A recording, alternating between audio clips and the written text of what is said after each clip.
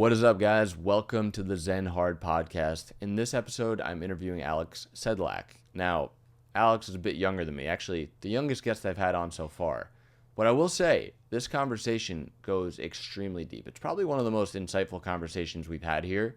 So if you're on a plane ride or you're on a walk, pay attention because we go deep. I hope you enjoy. Alex, welcome. Jared, appreciate you having me, bro. I was thinking about it. You are the youngest person I've had on this show so far. Really? By how many years? You're 24, right? Yeah. So, well, actually, the first episode I had an assistant who was 18, but he was interviewing me as like a test run. Yeah. But probably by at least 10 years. No shot. Yeah, Wow. I That's awesome. I don't have anything against younger people. I'm just way older now than it feels like I'm still 24, but I'm 34 now. And, a lot of the people that align with my values and the things I want to talk about just happen to be older. But Which makes sense. I feel like it comes with life, Yeah, and there's it's hard to kind of weed through people on social media and kind of find people that share similar values because there's it's kind of the Wild West out there. Anyone with, Especially the space you're in, bro. Especially the space I'm in. Drop shipping, yeah.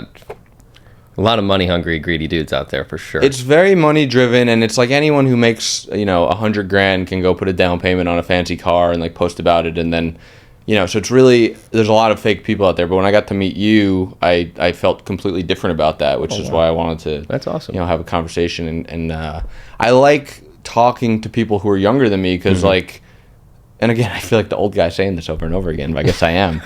The future is going to be so different. There's so many new things in society that didn't exist when I was a kid, even when you were a kid, but there's all these new things that are being built in society right now that are shaping the future, and not being in the know of these things can really put you behind. Obviously there's social media, there's AI, there's a whole new kind of world of ways to make money through being content creators. People are getting paid so much money to make posts, and I want to learn and really understand the future because, as an entrepreneur building businesses, thinking ahead, you have to really kind of be, on that page. What do you see? You're in the TikTok space, the content creation space. What do you see that space kind of turning into? Man, it's insane because it's gotten so competitive. It's like everyone and their dog wants to do it. So I think it's just really coming down to who's really willing to work the hardest and put out not only quality, but a lot of it, a lot of quality. Because when I first started TikTok in 2019, bro, it was like any video I posted would go viral. Really? Any single one, dude. It was like, and at that time, I smoked a lot of weed, and I would literally just be high, and I would post a video, and it'd get seen by 10 million people. What kind of videos were you posting? Literally just the corniest shit, bro. Little quotes and just what I thought was really deep at the time, which some people, it really aligned with a lot of people, apparently. But no effort whatsoever. Make it in 35 seconds, and it would get seen by 5, 10, 15 motivational things? Yeah, motivational, relationship advice, stuff like that. And it would just go viral. And now it's I make good videos, and if you're not on the algorithm side, if you post controversial things, it's a completely different game now. So it's it comes down to your understanding of the algorithm. As much as people think that it doesn't matter, I think it's really, really important. If someone can understand the algorithm, their whole life will be set in how it works. But I think it's just getting more and more competitive. But at the same time, as it gets more competitive, more people are watching it. So there's always going to be people. And I think what people should understand if they're getting into it is you really only need 1,000 true people to change your life. 1,000 true followers to change your life. A lot of people think they need to go mega viral, but it's think about the people who are going mega viral, right? They post things with no significance. Yeah. Dancing and Hawk shit. to a girl. Yeah. Which is one in a million. Yeah, exactly. What are you providing to people, right? And if you're not providing things of substance, you're not connecting with people on an emotional level, you're just going to come and go. And I think that's the only reason why I've been able to last as long as I have is because I'm vulnerable and I actually put myself out there to connect with people. And that is what I think a majority of people going into the future need to kind of prioritize, is to actually be genuine and not just be one of these dudes who are money hungry, go buy a fast car, unless like you really, really work for it and deserve it, and focus on building that connection with people. And then you build a connection with 1,000 people, your life is pretty much set if you know the back end of things. The problem with the people that post about, let's just call the fake people out there, is they get so much validation from their followers. But the validation you get from those followers are not validation you want. Like when I, show up in like a fancy car or something, the people that come up to me are the people that I don't really want the attention from. Anyone who you actually want attention from doesn't, like, they think that's a nice thing, but they're not going to respect you for it. So they get all this validation, which keeps them kind of going down that path. And it's exactly I'm glad you brought that up, because it's super important to be intentional about the image that you create of yourself. Because if you're just doing things to go viral and you're just like, I just want to get views, you're going to come and go before you know it. And the reason why I've only been able to last this long is because I was super intentional from the jump of like, I want to build a connection with people and I want to have longevity, because there's like this saying where it's like, for someone to start, if they blow up, they have 2 years. They only have 2 years, and if they don't capitalize off of it within 2 years, good luck ever doing it again. But if you're intentional about it and you're like, I want to build the people who have been watching me, bro, have been watching me since they're like in 8th grade. Yeah. And now they're like 20 years old. It's because at that time, during COVID, especially when everyone was locked in their room, I connected with them at like a very, I guess, vulnerable part in their life where they had no idea what was going on, where their life was going to go. And it was perfect timing for me personally. But the future is all going to come down to who is authentic, right? Because anyone can hire an editor and have them create some crazy edits and make a video look good. But if the message isn't good and it's not from the heart, it's not going to connect with people. Yeah, because there's more and more efficiencies, AI, posting tools, even like ways to hack the algorithm to get views. But I feel like as society continues to move forward and there's more and more efficiencies and more people doing something, the only thing that's going to separate people is authenticity. Is being a human. So do you ever look back, because I'm like, when I look back at the things I used to do on social media, I feel a little bit cringy about them, right? Yeah. Oh, like dude. When I was in my early 20s, I made a bunch of money. I bought the Lambos. I was, showing off my life, and nothing wrong with that. But like I was doing it because that was my business. I would show off my life, and then I was selling courses and coaching and masterminds. But I look back and I'm like, I've grown into a different version of myself. Do you ever look back at your old stuff and feel like cringy about it? I think that's the only way to know you've grown, is to look back at yourself and be like, geez, like, fuck. Like, yeah, that's brutal. But it's funny because I'm kind of currently in that stage that you're talking about. It's like, I know it's exactly this. The reason why I'm doing it is because it gets clicks. Yeah. It's like, I try to be the one guy who can use the stuff, but also spread the message at the same time that's like, this is just shit. Yeah. I know, I've seen you talk about those kind of things. It doesn't mean anything. It's like, I'm literally doing this for the sole intention of getting clicks. But well, when you first get started out and you first start like getting validation from the universe, like things that you're doing is working, it's like you kind of crave more validation. Yeah So it's no doubt. It's just a natural thing. Like when I first made money, I wanted all my friends from high school to see. Yeah, and everyone which is does. so fucking stupid, but like, it's so dumb, but everyone back then, does that. My ego wanted Everyone to be fed does that that information. Yeah. But I do think that there's just so much of that right now, and like the people that are authentic are the ones that are gonna continue. Yeah, 100%, bro. That's why I'm doing daily vlogs on YouTube right now, Oh, wow. and I just carry around a GoPro. Wow, really? That's all. I don't edit it whatsoever. I just put them all together and I post it. That's cool. And I'm gonna see what happens, because everything on YouTube right now is like, people are filming movies, bro. Oh yeah, It's like movies. I'm like I can't do that. Like, I'm not gonna do that. I'm just gonna try to be myself and see where it takes me. We're with Zendrop. We're sponsoring someone's video. I'm not gonna say who it is on this podcast, but he made literally like a movie. Like, dude, like I'm talking like they must have been using like red cameras and like drones and it's like crazy what people are capable of, bro. Like, it's it brings in so much more money now. It does, yeah, than it used to. So that people invest in it. But I'm curious to see, like, so at this point I only try to post genuine things, and I'm not really doing it for the attention. It's actually more so like when my son grows up, he can look awesome. at the things That's I said so and awesome. learn and that's so be cool. proud of his dad.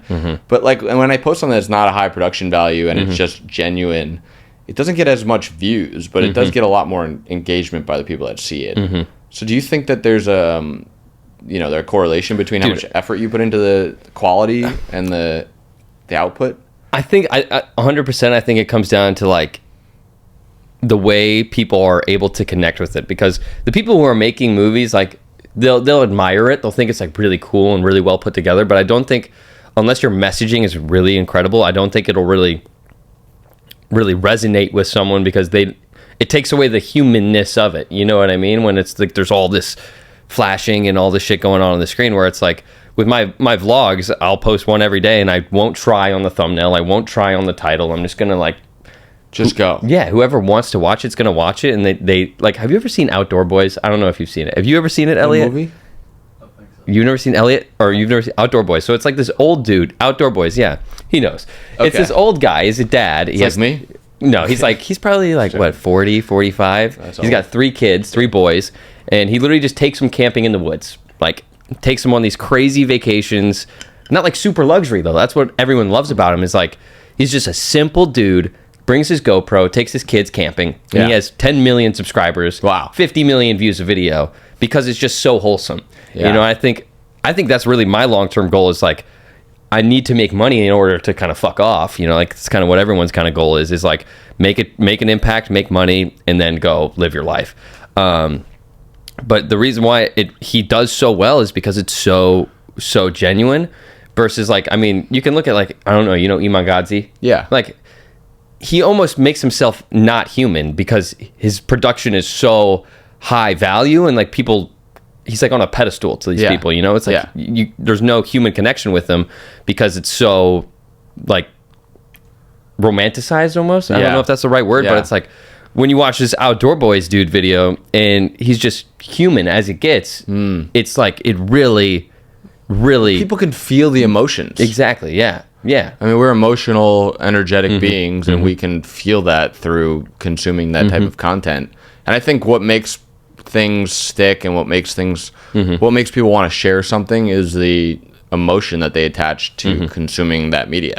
So I haven't seen that, but I'd imagine like there's a lot of love and connection between the family, and it just feels good. Yeah, 100%. You just sit there and you laugh and you smile, because you get to see his family like make these incredibly wholesome memories with his like 3 boys. Like, that's like the ultimate goal right there. Like, that's the goal of life at the end of the day, is like have a family and like have fun with them, I feel like. Yeah. A lot of people are taking a lot longer to have families these days. When did you have your first kid?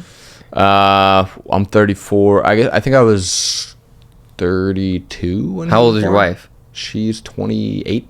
That's good. Yeah, that's nice. Yeah, we're relatively early compared to a lot of people. Yeah, but like, I mean, dude, a lot of people are choosing not even to have them. Yeah.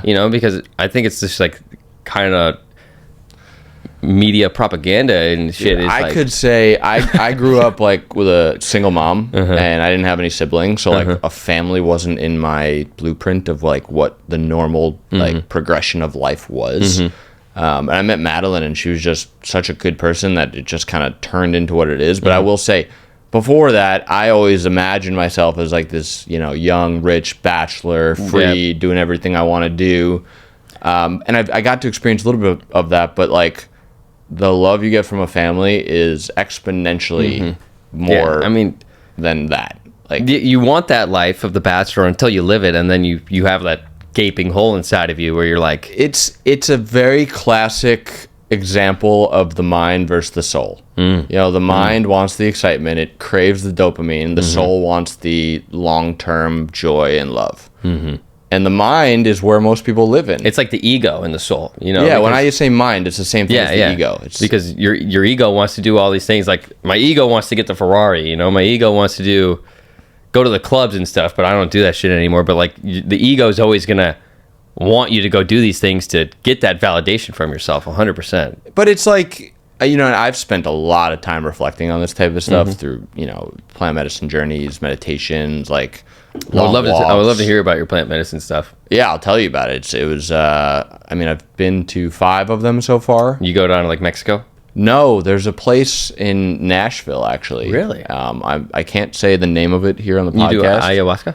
It's not ayahuasca. It's a proprietary medicine they have there. And only I think 2,000 people now have ever done it. Wow. In the world. In the world, have done this medicine? Because they have this proprietary protocol. But it's like, you basically go to this it's like a compound essentially. You get your own little apartment. It's a beautiful, like you walk into the place and you're like, wow, this is beautiful. Nature, energy is really good. That's the so people that awesome. work there are like the nicest people in the world. And then you do your journey the next day.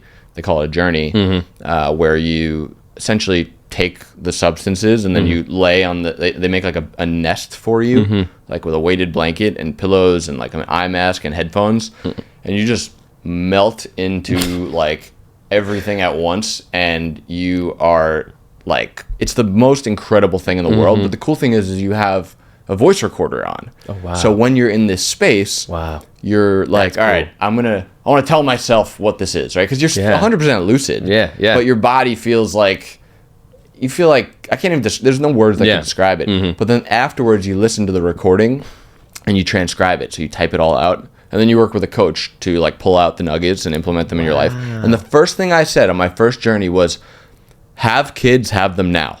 Wow. And it was because That's my soul crazy. was craving it, right? But we all live in this place where, you know, most people live like 99% in their mind and ego and like 1% in their soul. But when you do this journey, your mind and ego goes to sleep and you're just purely your soul. So everything you've been craving, like deep down inside, is just flowing out of you. And then you can go back to, and I literally had my son right after. And I'm like, I couldn't have been happier that I did that, because he's everything to me at this point. So it's like the more time of my life on this planet with him, the better. Dude, I feel like if everyone did psychedelics once in their life, I don't know if I can endorse them. I've never publicly endorsed them, because I feel like if someone's in a bad space mentally, you're going to have a really bad time. Depends what you're doing. Yeah, like exactly. maybe ayahuasca, psilocybin, LSD, those are psychedelics. What I'm talking about is actually not, it doesn't make you hallucinate. It's a psychoactive substance, but you can't have a bad experience on this. It is What? It's impossible. There's people that have been there. You know, it's very expensive to go to this place. How much but is it? It's like you buy a package for like 40 grand and you get to go 4 times. So Wow. it's, And you know, went all 4?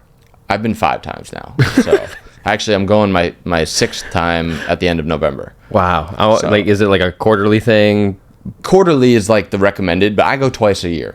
It's honestly like the deepest cleanse you can imagine. You know, maybe like once a quarter you want to do like a water fast or, you know, a detox from your phone. This is like the It's just like a deepest reset. cleanse. Like, yeah. it's a total reset. You come back and you're like fresh and new. I used to be the same way with shrooms. I would do shrooms like 3-4 times a year, and I feel like you can always know when you talk to someone who's done psychedelics just by like their demeanor, awareness. Yeah, and because it changed my whole life. You know, like before I did them, I was like first time I did them was in a dorm room, which is not Yeah, the place you same, want to, not the place you same. want to do it, bro.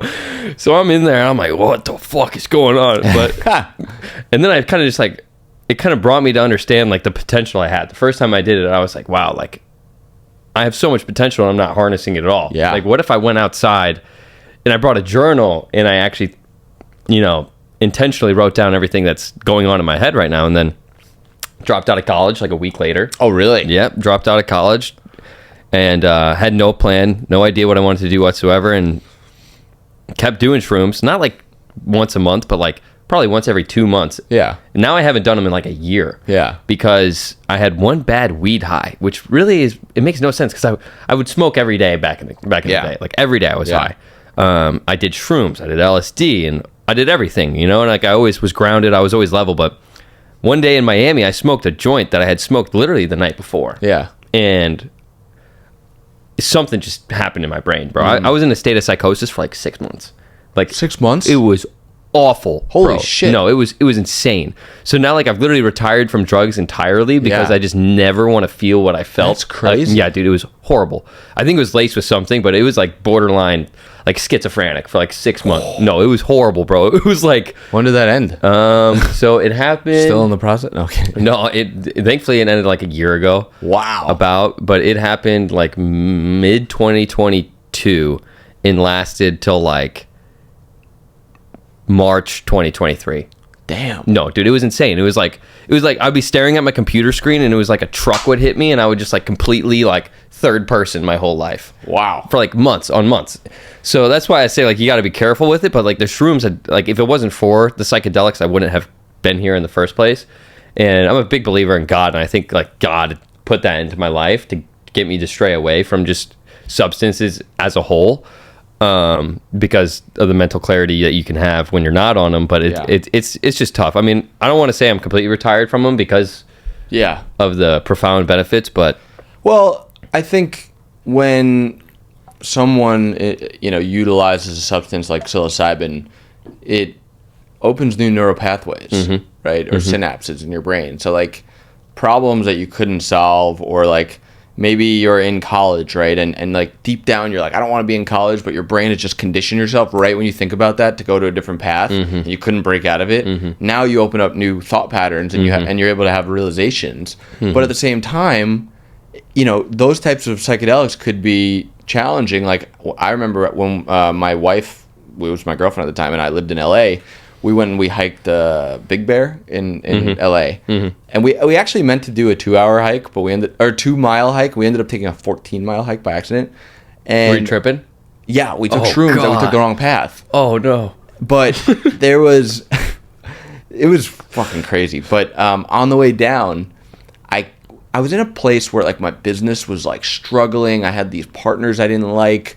I was living in this 1-bedroom like place down in Silver Lake, and she was working, and like I was just like, I don't know what I'm gonna do. Like I'm not living the life I want. And on the way down, all I could think of was, you're gonna have to become an Uber driver. You're gonna have to become an Uber driver. And I'm like, I don't want to be an Uber driver. You're gonna have to become an Uber driver. I don't want to be an Uber. Oh my god! And it was for hours. Everything I could think of was, well, you're just gonna have to become an Uber driver. Oh my god, that's the worst nightmare. Which was like ever. Honestly one of my biggest fears. Yeah, nothing again. Listen, if you're an Uber driver listeing to this, like, I have nothing against you. I personally, at that time in life, could not have done that because it would have. It would have been a disaster for me personally. Nothing wrong with being an Uber driver, but that was a bad trip.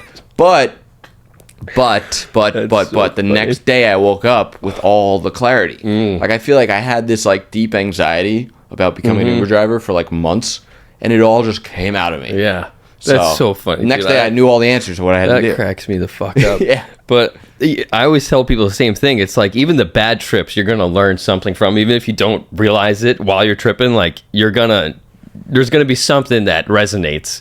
Whether it be, dude, I had one bad trip. Speaking of bad trips, like, oh my gosh. It's not as funny as that though, unfortunately. That's hilarious. But my friend and I, you ever do shroom tea? Yeah. And it just hits like immediately, right? I didn't know that. So it was our first time doing it. He's like, dude, let's go out to the bars. Let's do I'm like, all right, sure. Like, cool, let's do it. So we get in the car, we get to go there. I'm like, oh, fuck. Like, oh my God. And then we get there and we get to like these girls' house, and it's all girls that I went to high school with, of course, and it's like, I'm tripping sack as soon as we pull up. And I'm like, I get out of the car, I just start yakking everywhere. Like it flips your stomach, and I'm just throwing up all over the floor, and it's like spinning. I'm seeing like shapes and shit in my puke, and I was like, oh my God, we gotta leave now. So then I had to, like, my friend who was sober, I was like, dude, I know you just got here, but like, please just take me back. And I just went and laid in the grass for like 2 straight hours. But that was probably nice. Yeah, I needed it. I needed it so bad.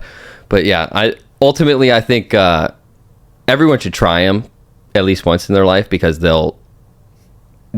if you're pushing things and thoughts under the rug, they're gonna make them come to the surface. Also, like, I mean, I'm gonna go a little deeper on the philosophical stuff for a moment. Love it. We're here, existing in a body, and our reality is simply inputs, right? Like, what we think we're seeing is not actually what we're seeing. We're just, light is entering our eyes, and our brain is saying that's a table. What we're touching, it's not solids. It's 99.99999% empty space, because atoms are mostly empty space. What we're smelling is, our nose is telling us this is what that smells like. Same with our tasting. Anyway, my point is, reality is not actually reality. It's our perception of the things around us. And we're only here for 70 years, 80 years, 100 years, whatever it is. The purpose of life is to experience life and to learn and to grow, right? Like, you're going to die with none of the things you bought. You're going to have your memories. They're going to be gone. But there's unlimited exploring we can do. And like, when Internally too. Which, that's what I mean. Yeah, that's internally. what I mean. Actually, specifically internally, like understanding your mind or your ego, whatever you want to call it, and your soul or your true self. Like that path goes so deep, and when you could really go down that path, like I've had some experiences just through meditating or walking, where when you let go, when you completely let go, you get completely present, and being in that completely present moment becomes ultimately blissful. Like I've had walks where I'm just like, you're just there, but it's like the best high I've ever felt in my life, and it's right there inside me. And people think they have to go find it, but in reality, you got to just remove the things in the way because you have it right there. And I think some psychedelics or certain experiences can help you understand what's going on, so you could let go and you could get to that point. Have you ever read The Power of Now? Yeah, I have. Yeah, that book was. I found that book like right after I did shrooms, and it just like everything just kind of like clicked because I was It's a great book. I was like, all this shit that I'm worrying. It's probably the best I've ever read. I've read a lot of books about like money, but like, I feel like the money. I also want to ask you a money question in a second, but it's like I feel like I started to understand money so much more once I understood like presence and how everything kind of all stems from your perception. And my question to you was like, how do you perceive money now that you know everything's just perception? And like, because now you use it as like a tool, right? But like for the people who have that scarcity mindset and they have never put themselves in an environment where money is like fake, money's not real. You know, it's like, how do you, because you've grown a massive company, far more than anything I've done. So I want to know like how, as you've grown in the past 10 years, how have you changed your perception on money? Yeah, it's a great question actually, and so what I've realized, honestly, and it's, I've been able to witness the end result of these types of things, right? Like it wasn't just a concept. Like I've went down this path and it's actually spit out the outcome I was hoping for. Is that everything in your life stems from your energy, stems from how you feel, and time is just an illusion essentially, right? Like we let me explain this a better way. So we live in a universe of unlimited possibilities, right? Like anything could happen right now. This camera could turn off. I can get up and have to go fix it and trip and then, hurt myself, go to the doctor, meet someone who does this. My point is there's unlimited things that could happen at any single moment. I went from like completely broke to like, from like negative $10,000 to my name to a multimillionaire in 60 days. Wow. In ways that was impossible for me to have expected. The problem is most people have expectations of how things should happen. They, I'm starting this business, I have to get this deal done with this person. That'll lead me to here. When this happens, that thing must happen. And they expect it to happen in a linear way. But since there's unlimited possibilities, the odds of your expectations being true are zero because anything over infinity is zero.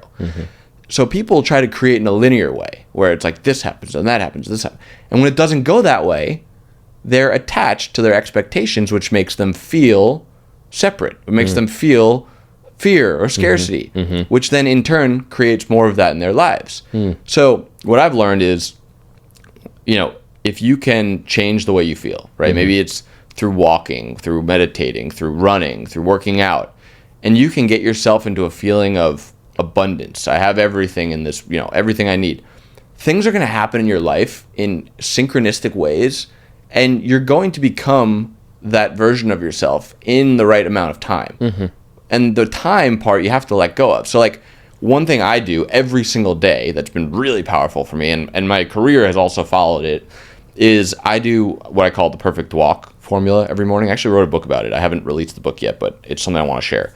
And it's like a 25-minute practice every morning. I go out, I have music that goes along with it. And basically it's a 5-part walk. First part, you're opening your heart, you're feeling grateful, thinking about your family, like things you love. Next part, you're feeling power. The music gets stronger. You feel like, you could take anything on, like you feel your energy. Third part is completely letting go, present moment. And then the fourth part is you start to feel connected with a higher power. Because when you let go enough, you become one with everything. And that probably doesn't mean things to most people, but if it means something to you, you know what I'm talking about.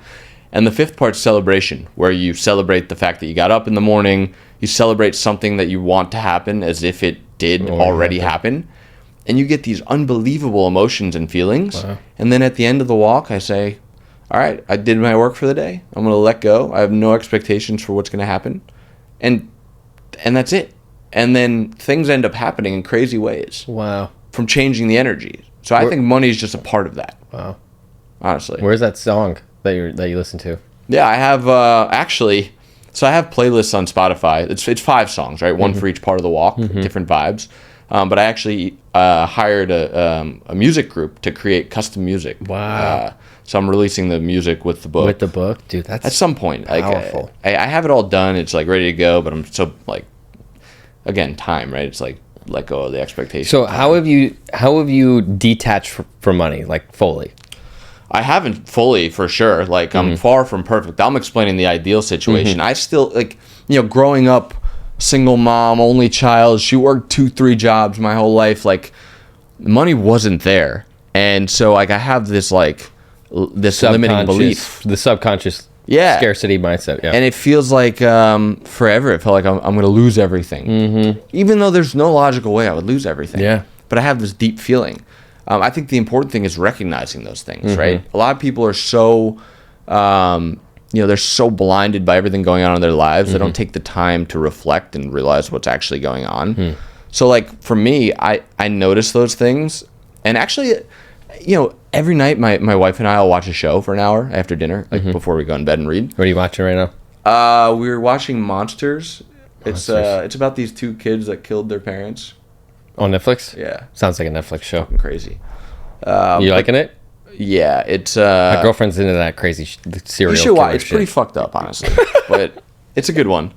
But I love how you've actually made time for that though in your life, and it's not all just work. Well, I think a lot of people, they're like, TV's bad. Like you gotta have balance, bro. Like don't watch 7 episodes, but you can watch an episode. Yeah. Enjoy it, but don't lose self-control. But before the show starts, I sit there, I take a moment to be in the moment and realize that in this moment there's no problems, and I'm like, oh yeah, that's where that anxiety was coming from. I don't need that right now. Everything's perfect right now. But a lot of people never do that, and it builds up and it builds up and it builds up and eventually it builds up so strong that it's almost, you look at homeless people, in New York City, they're crazy. Like they went too far. They went too long and too far, whether it's drug use, whether it's bad habits, and there's kind of no turning back for those people. Another reason why psychedelics are important is because all these things that you're sweeping under the rug, you mask with hedonism, right? Pleasure. You're watching TV, you're vaping, you're smoking, you're drinking, you're doing all these things to mask that feeling that you don't understand. Yeah, dude, exactly. You just need to understand yourself, and then you go from there. And I think that's why I'm like, social media is very dangerous to society because it's an addiction just like anything else, and it masks the way you feel, and it gives you artificial dopamine. It's insane.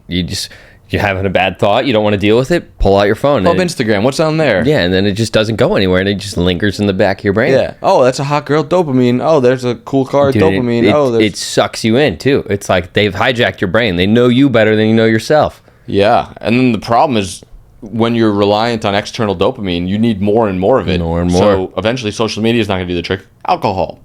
Eventually alcohol is not going to do the trick.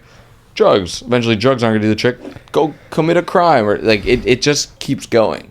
And that's why I'm appreciative that we're having this conversation. Because the awareness, I think, is so important for people to hear.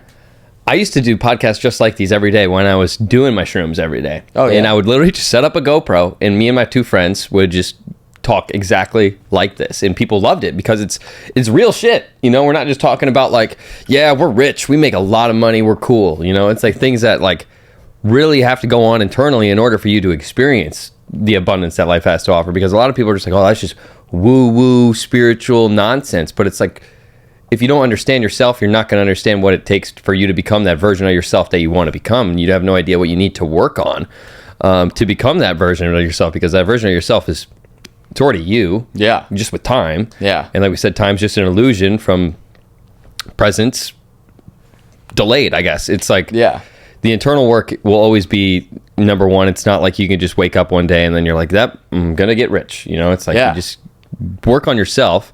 It sounds like that's how you started.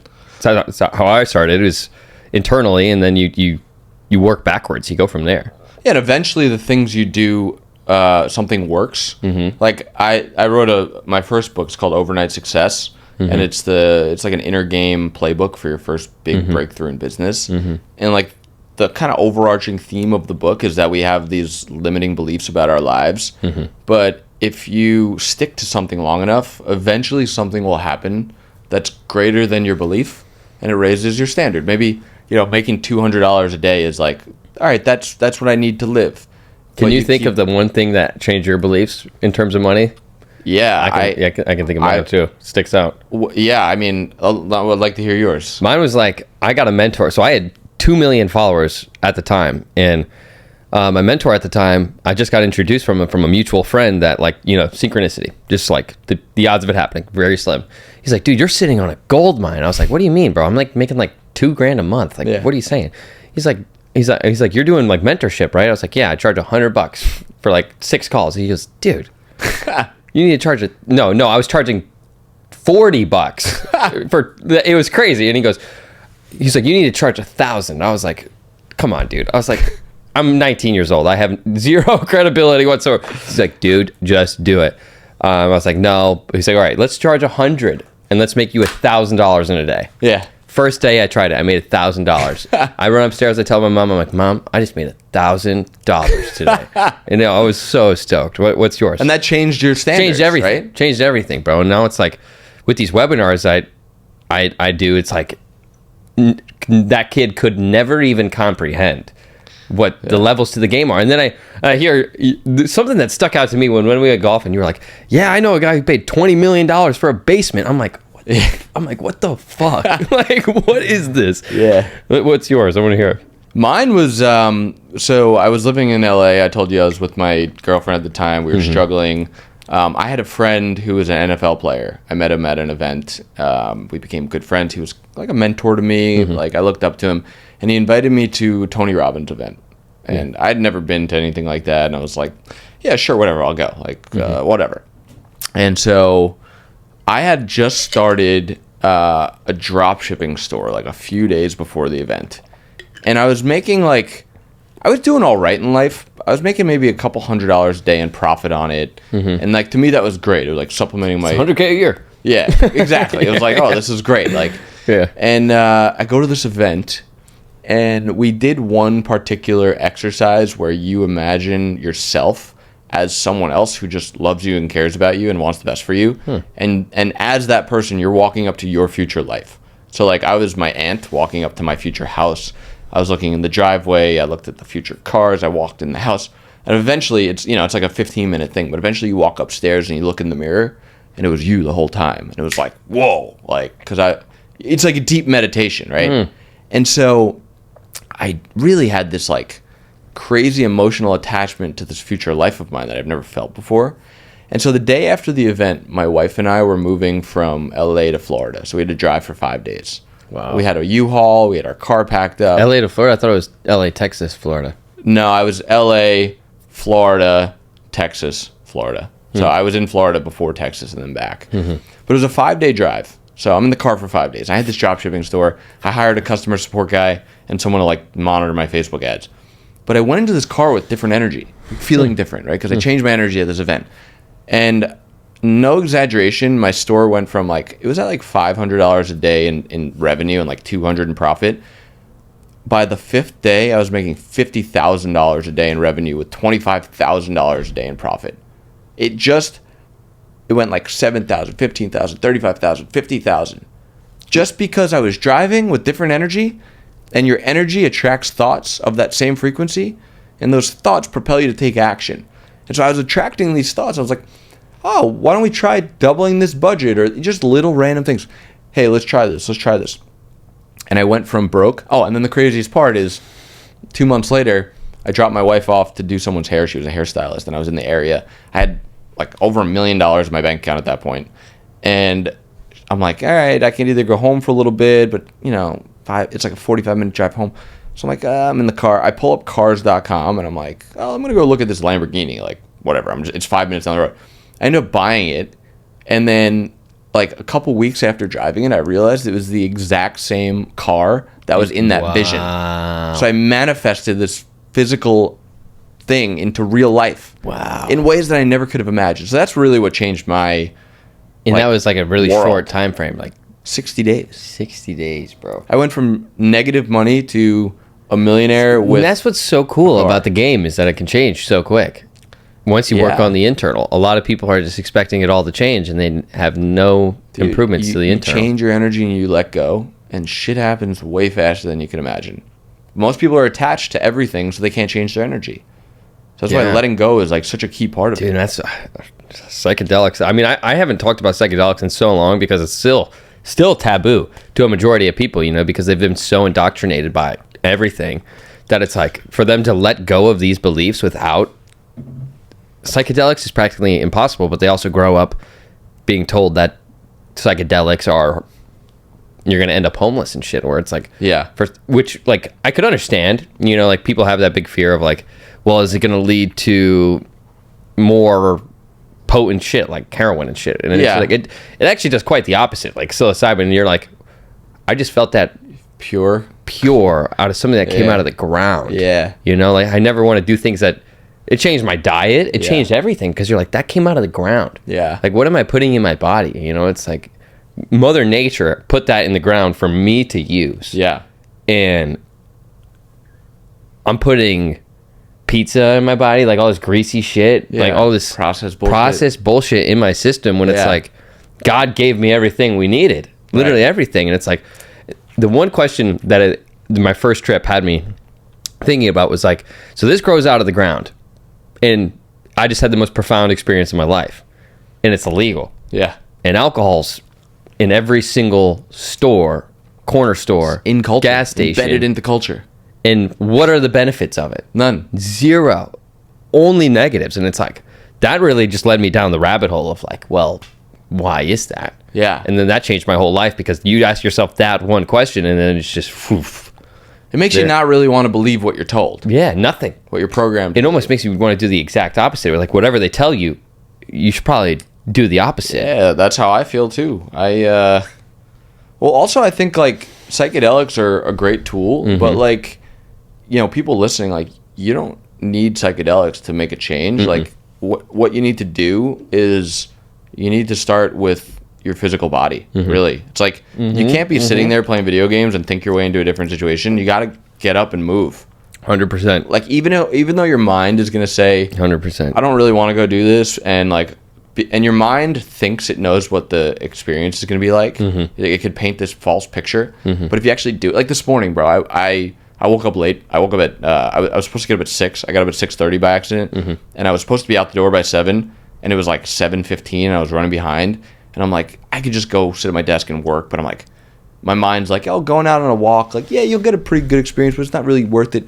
I ended up going, I'm like, fuck it, I'm going to go. I ran and then I was walking and I was like, this beautiful experience again. And I'm like, every time my mind tells me that I don't need to do something because of, you know, it's going to be this or that, it's just an illusion. Your mind or your ego is just trying to keep you comfortable and not make you go do something. But moving your body, I think, is the first thing to do if you want to change. And on your point, it's like your ego doesn't want you to do things. It's like it always tries to find a way. Like exactly what you don't want to do is probably what you should do. Yeah. You know what I mean? Like the things that are going to move the needle are the things that you don't want to do. Yeah. Like even for example, like I haven't filmed a podcast in like a year and a half. Yeah. So my brain was automatically trying to think like, dude, like, do you really want to drive to Palm Beach like tomorrow? And then I was like, I'm just gonna fucking do it. Like, I know my brain is always gonna make me think of things that you come up with excuses to not do things. You know what I mean? And you just gotta conquer all of them. You know, it's like in every area of your life. Yeah. Work, the gym, your diet. It's like you have to be able to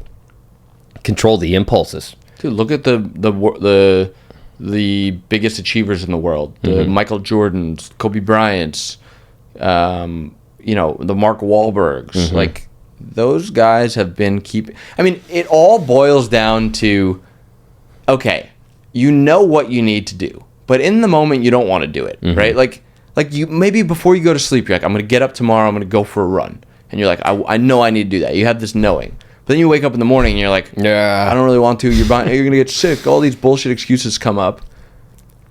you make a promise to yourself, and there's two things that happen. You either keep the promise or you break the promise. And breaking the promise is actually much more detrimental to you than you may realize, because not only are you not doing the thing that's beneficial to you, you're giving power to that part of you that won that battle, and it gets harder and harder to keep promises to yourself. The way my mentor always told me that was you're building a reputation with yourself. Yes. And it's like, what is your reputation with yourself? Are you someone that does what you say you're going to do, or are you someone that says you're going to do all these things and it's just empty words? Bro. And that reputation is really, I love it determines your reality. It's your subconscious. That's like, because here's the thing. If your reputation with yourself is bad, you're not going to feel worthy of success. So you're not even going to, you're going to blind yourself of opportunities because your subconscious won't even let you see them. But if you're like, yo, I'm fucking killing it. I'm a good person. Importantly. I'm a good person. I'm a strong person. You're going to see opportunity.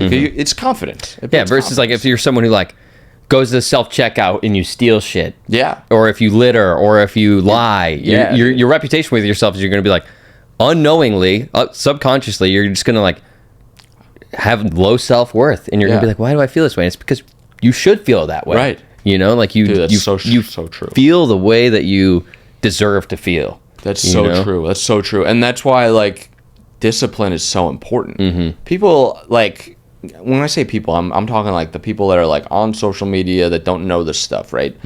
They think of discipline like, David Goggins. Of course, yeah. Like, like I don't need to be like that. It's like, that's not the point. The discipline is what makes you feel confident and makes you see opportunities. It makes you feel worthy. If you don't feel worthy, you're not going to succeed.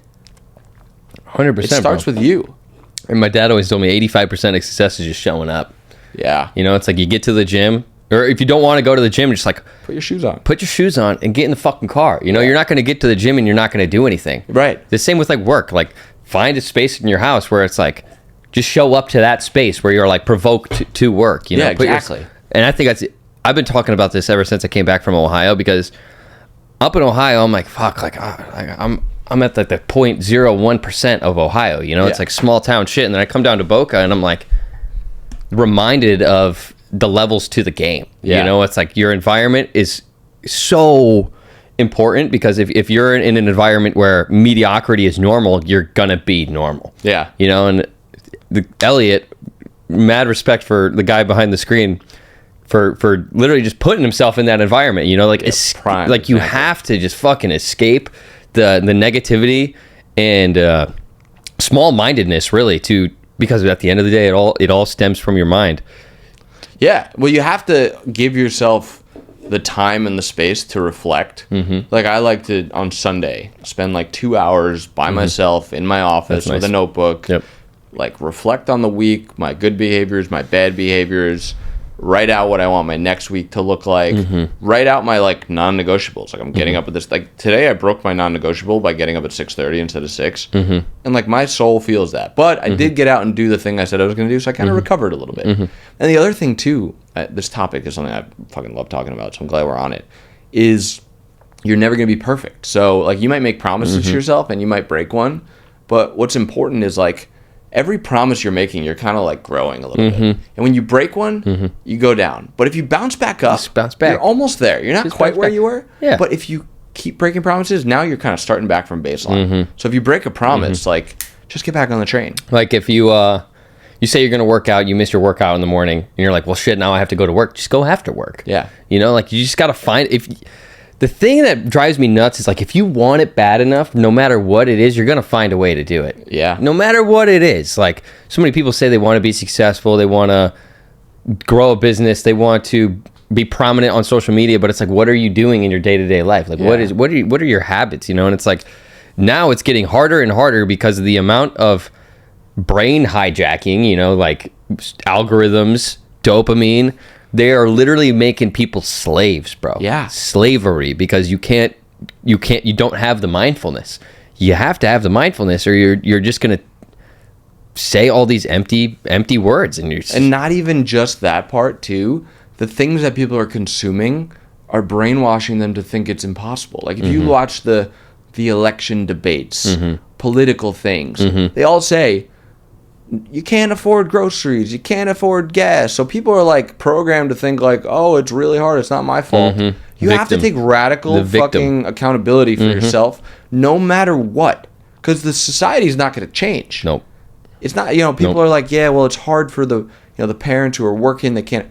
Yeah, I get it's hard, but anyone can change. Not impossible. You have to take accountability. Yeah, you can't be the victim, and that's what everyone does. They just play the victim because it's getting patted on the back. Dude, I saw a friggin' post on LinkedIn about some woman complaining about how she got fired because of her race. And listen, I'm not saying that doesn't happen. Like, I'm sure it happens, but I'm also pretty sure that if you were a productive asset to the company, you wouldn't. They're not going to get rid of you. 100%. But the problem is, there's thousands of people saying, thank you for coming forward and sharing your story, and thank you. It's like, honestly, unless that, and I don't know the situation, I don't want to like shit on this person, but like, if you were an asset to the company, you probably wouldn't have been People fired. just need to turn off the damn TV at the end of the day, unless you're like watching Netflix and there's no commercials or anything. But even in some Netflix shows, there's subtle propaganda, subtle indoctrination. But it's like the news, especially, bro. It's like if you are still watching that shit, like you are a sheep. It's like, dude, it's such bullshit. Especially right now, bro. The amount of division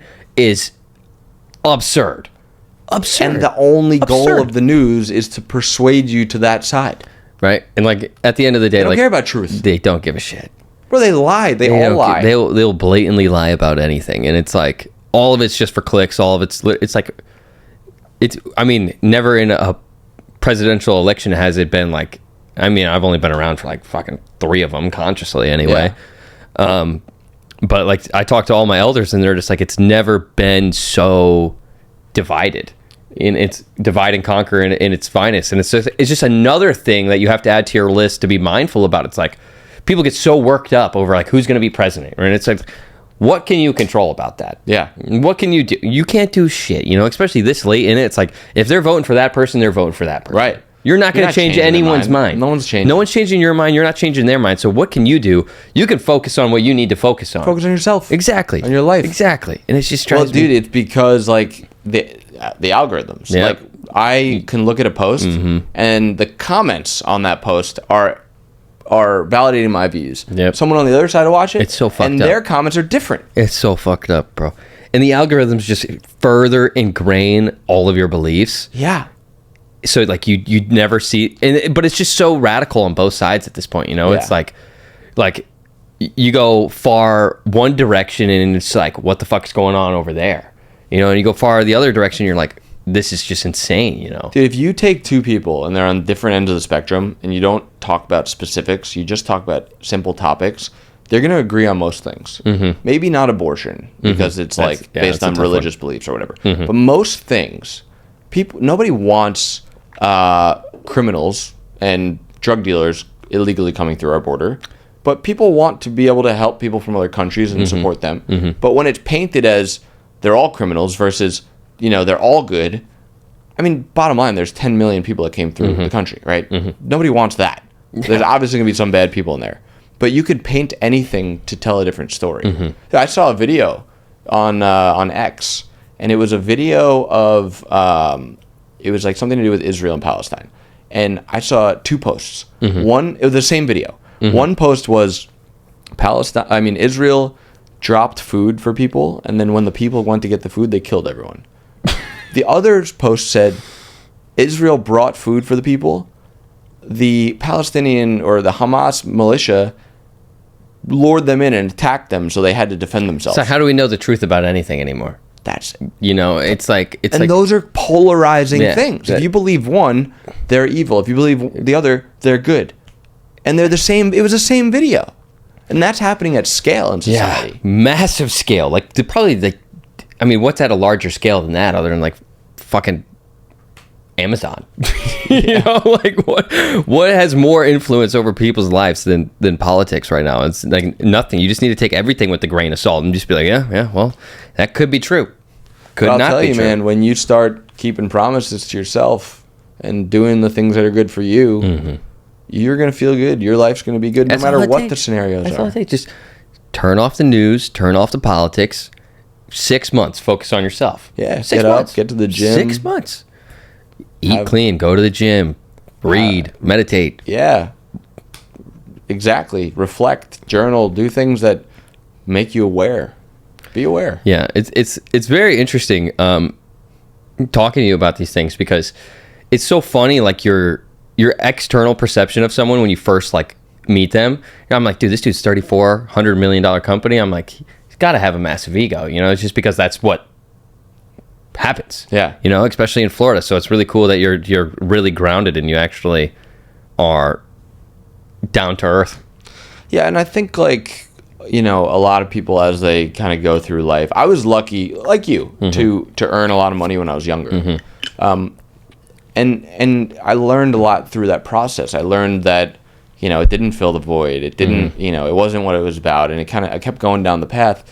But most people never actually get the thing they're chasing in the first place. So they spend their whole life chasing it, right? Like most people don't get it when they're in their 20s. They don't get it in their 30s or 40s. Knowing what you know now, how do you find the middle point where you're like, I know money doesn't mean anything, but I want to keep working hard because you can't really exist without money. I used to have the belief that if you're grinding and working hard, you're not connected with God. You're not with your soul. And I've realized more recently in life that you can be both at the same time. Like you can show up and be passionate and work hard and be an effective leader and communicator, and it brings meaning to your life. And you can also be connected at the same time. And so that's what I really try to do. It's like I try to remember every day, because you also wake up every day, and if you don't give yourself the space and time to get realigned with the truth, your thoughts come in, and then, you know, it brings you down a path. So like for me, like a non-negotiable thing is, for me, it's the walk, right? People do meditation, working out. For me, my walk is my non-negotiable, because by the end of it, I remembered through my soul the truth. And I could bring that energy into the day, and I could still work hard. And so, you know, again, life's an experience. Working hard gives you an experience. Like building something, I think about my kids. I want to be able to give them what they need in life. There's nothing wrong with working hard. Maybe one day when I'm older, I'll be like, that was really silly, and I should be, you know, spending my time meditating in a cave. Like, for me, that doesn't resonate. But eventually, the spiritual path leads you further and further. But I think it's a path that people. So, would down. you say you have like an objective, like a digestible, articulable objective, or are you just like, I'm going to show up every day and I'm going to be the best I can and see what comes of it? I think the objective actually changes regularly. So like for me, when I'm on my walks and I'm letting go and I'm changing the way I feel, different visions come up. I agree with that 100%. And it's like, because again, like we don't create linearly. We're creating in a multi-dimensional fashion. And when you change your energy, things start to happen. You reflect on those things, and I think it changes regularly. But the only thing I could say is like the one objective is to show up with more love in life. That is the one like objective all the time. You know, my mentor said the same thing when he did ayahuasca. He came back and he was just like, dude, we just need to love more. Just more love. And that's all he kept saying. I was like, oh shit, like he's gone. But like after a week he came back. But it was like that's what he came back preaching. It's the truth, like, bro. It's you just need more love. Which is 100% true. I mean, there's so much hate everywhere. It's like if you just rub off a little bit of love, it can plant a seed and it just trickles. Yeah, there's a book called I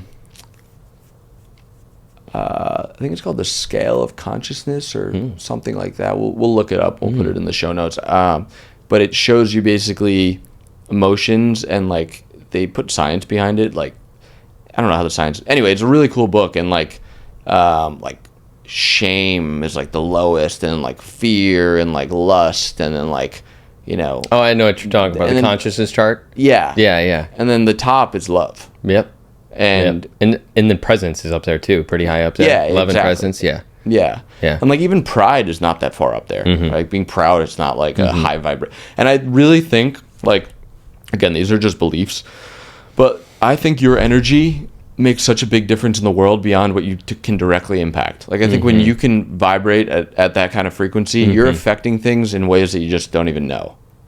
People around you, things around you. I think that at the end of the day, science is limited to the things we can measure, but reality is not what we think it is. And it's crazy how many people just like dismiss God because they just throw the word science.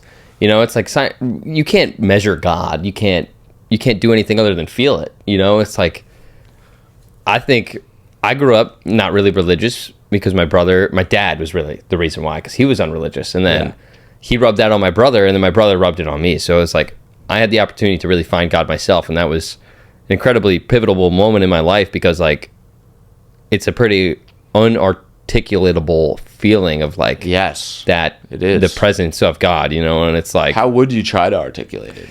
I know it's like it's like a warm hug, you know. It's like a hug like in your heart almost, where it's like, it feels like it's love. It's love, exactly. It feels like a father figure, you know, like someone that you really love fully, like giving you a hug and like patting you on the back, saying like, I love you. You know, that's how I try to articulate it, because I go to church every Sunday. I just started doing that like this year because my girlfriend got me into it. And like when they do the singing and shit, like you really fully feel the presence of God. Yeah. And it's like, it's such an important part of life that I also overlooked. And it reminds you of what's important in life. You know, like when I go to church and I'm like there in the presence of God, I'm like, yeah, I need to work hard, but like what's important is the fact that I'm grounded, I'm centered, I'm with God, you know, because without that, what do you have? You know, you just have worldly possessions that don't mean shit. Well, you know, it's like, and this conversation will mean something different to everyone, and it'll also mean something different throughout life. Like you can have this conversation now, have it again in 5 years, and have a deeper, different meaning. But I also grew up, you know, I'm Jewish, but I didn't like have a bar mitzvah. I didn't go to temple. I didn't do any of that stuff. And honestly, my first plant medicine journey, and I never even talked about God or anything like that. And in my first journey, I experienced God, like, which was everything all at once. And we're just a little tiny little dot of perception. Our minds we're all the same thing. The whole universe is one thing, and we're all part of it. And you can tap into that. Just a reflection of your inner world. That's all it is. So like when I talk about the perfect walk, the formula, right? It's like, because we're going deep now, is like that third part where you're letting go and you're becoming present. You're becoming more and more and more and more present. Eventually, you start to become one with everything around you, because you are just now in this one moment. Your mind is not there anymore, because you're not thinking about the future or the past. You're just present. And then it kind of like, I had this crazy, I don't know if I'm gonna be able to describe this well, but it was kind of like an epiphany type thought I had, which is like, you could focus in on the present on a like very singular place, and then eventually you focus all the way into like one cell, and then one atom, and then one electron, and then you kind of realize like the whole universe is just one electron, and then you keep going deeper in, and it's like a never-ending cycle of going deeper. Very hard to describe what I'm trying to say, but it was a really interesting like thought and experience. No, yeah. Once you get, have you ever Wim Hof'd meditation? Yeah. That's what I used to do, and I would kind of, because you can't articulate what you're talking about. There's no, but when that full presence is like, there's no words for it. Yeah, well, words were created specifically to connect separation. So words are a product of separation. They can't bring together something that deep, because they are limited in and of themselves. Wow. They are limited. Words are limited. There's a limited amount of words, and there's infinite experience. Wow. Yeah, feelings are infinite. But unarticulable. That's why it's like, that's crazy. That's why one thing I often like say and think of is like, you can learn something conceptually, right? Like you can listen to this conversation and understand it. You can read a book and understand it. You can take a course and understand it. But when you experience it, it's a 10,000 times more profound. Like when you experience, for example, let's say you're getting married and someone's like, it's going to be the best day of your life. And you're like, yeah, I understand that conceptually. Like it's going to be a great day.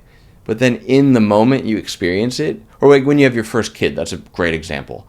Like everyone's like, it's going to change your life. And I'm like, in my head, I'm like, yeah, it will change my life. Like I understand that. And then when I had my first kid and my life was actually changed, that experience was like 10,000 times more potent. What was that like?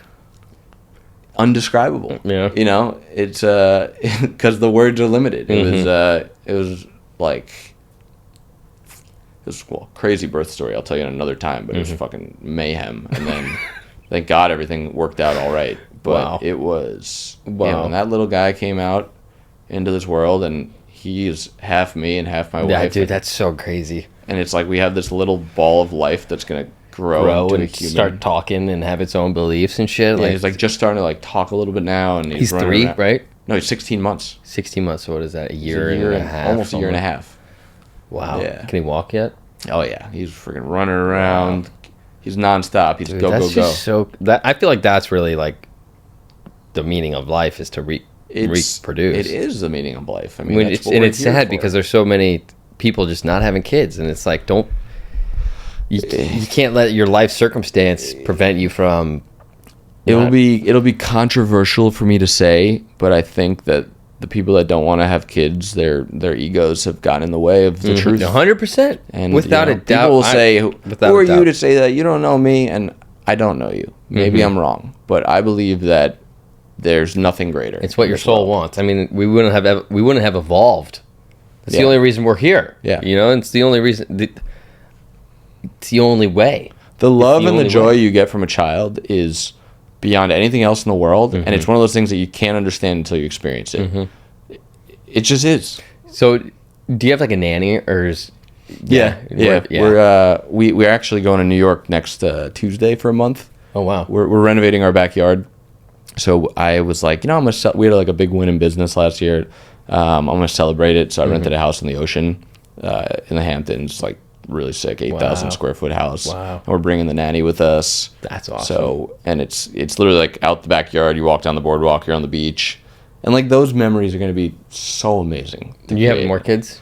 Yeah, my wife's pregnant. Oh no shit. Yeah. Oh yeah, we talked about that the other day. Yeah. You know the gender yet or no?